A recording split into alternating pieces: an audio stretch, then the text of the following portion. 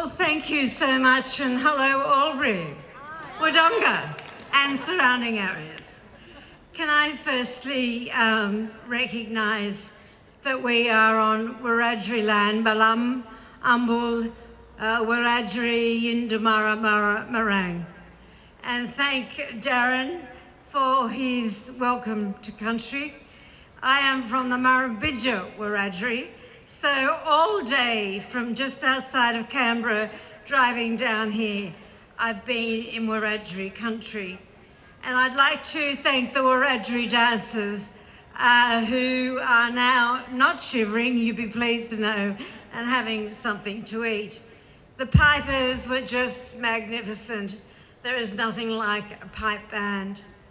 Can I recognise also my fellow speakers tonight, Kerry and Georgie, and thank you for your bravery and for telling your story.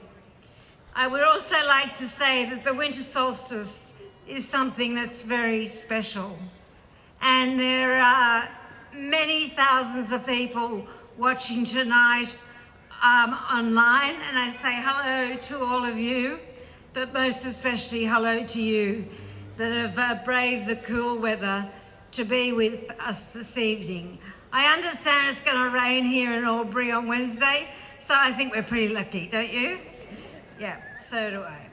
Can I just say that Annette has said, please don't mention my name, so I am. So to Annette and Stuart, and the inspiration and the bravery of what you've done, and the many volunteers that make tonight happen, and everyone that's performing. What I want to share with you from an Aboriginal, from a Wiradjuri worldview, is that our culture is about storytelling. And tonight, my friends, I want to tell you a story. I want to tell you a story about a young Koori man. He was kind, he was loyal.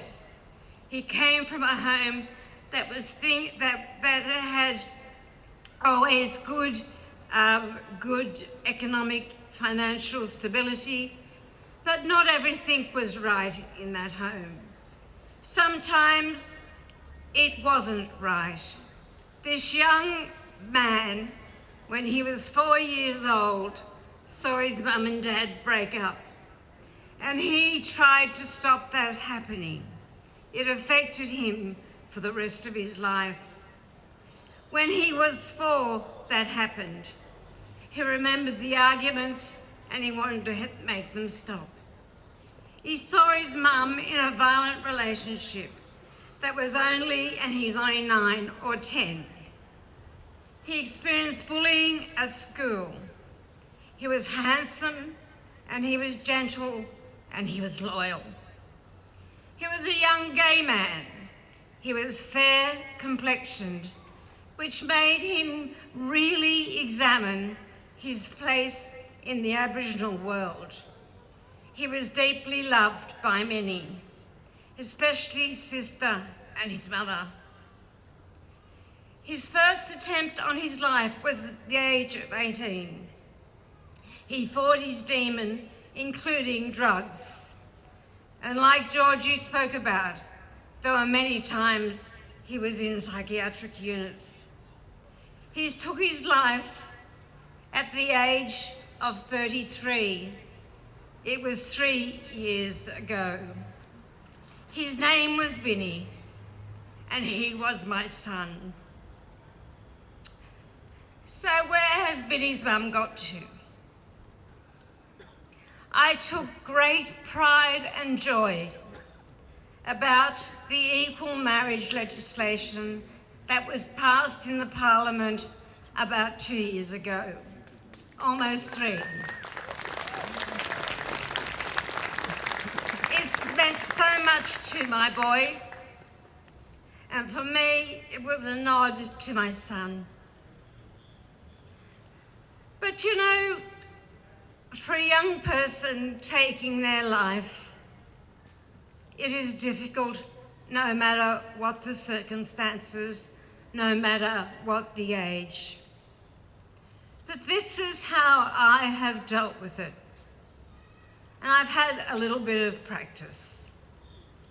I respect my son's decision. I never questioned it. I never, ever questioned myself. I did not ask why and what else could have I done, because of the respect I had for my son and the bravery of his decision. I have a daughter. They were so close, and she needs her mother. She has an intellectual disability that came about when she was 22, and her brother sat with her every single day for 12 months in the hospital. And I'm not afraid to say that I got help. I saw a grief counsellor.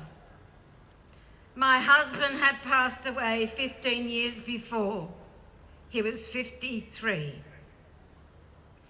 And I knew how it rocked and rolled. I remember very clearly, 3 months after Rick died, my husband, standing, doing the washing up, looking out my kitchen window onto a garden that I had made that was beautiful. And I thought to myself, I can let this define me for the rest of my life. He was so young and he was so important to this country. Or I can take something from this to make me a better person. I chose the latter. And you've heard the word compassion tonight. I am a much more compassionate person because of the gift that Rick gave me. I don't know yet what the gift is that Binni gave me, but I know that one morning I will get up, or one evening I'll go to bed, and I will know what it is. So, you have to establish really where you stand with yourself and where you stand with your grief and what you are going to do with that grief. But what I do regularly is talk to both my husband and my son. Sometimes I'm cranky, sometimes I'm not, but talk to them like they're still there. And that gives you enormous comfort. I've kept 3 items of my son's that meant something.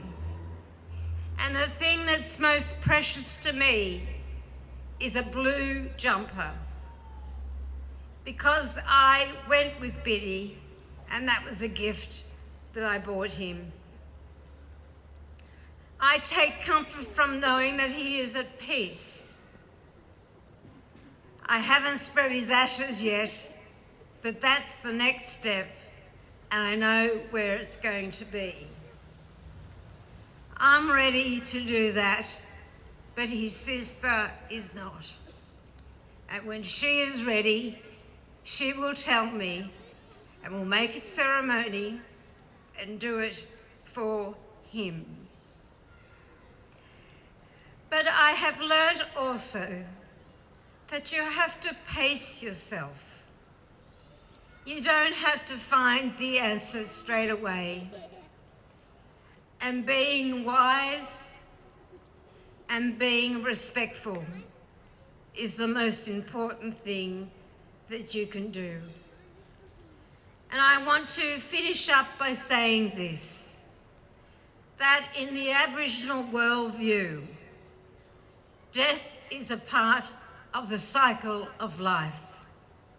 You come from the earth and you go back to the earth. Life for us is not linear, it's circular. And when you know that, and when that's part of who you are, it helps. It is not linear. It doesn't start, it doesn't finish.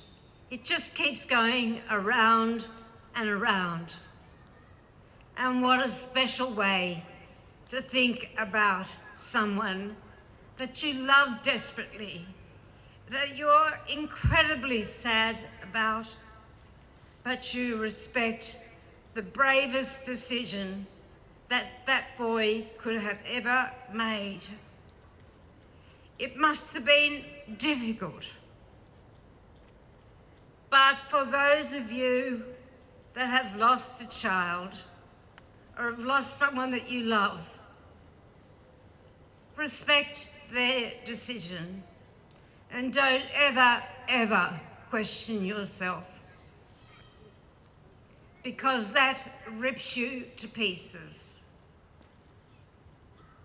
And the last thing that they wanted was for you to rip yourself to pieces. My nephew hung himself about 6 months ago, and his mum has come to me to share her experience, of course. And I said to her, do not question yourself and keep hydrated. Otherwise you faint. Boy, did I learn that the hard way. So everyone, thank you so much for listening to me tonight. And here's to my boy, Binni, Kirkbright, Burney.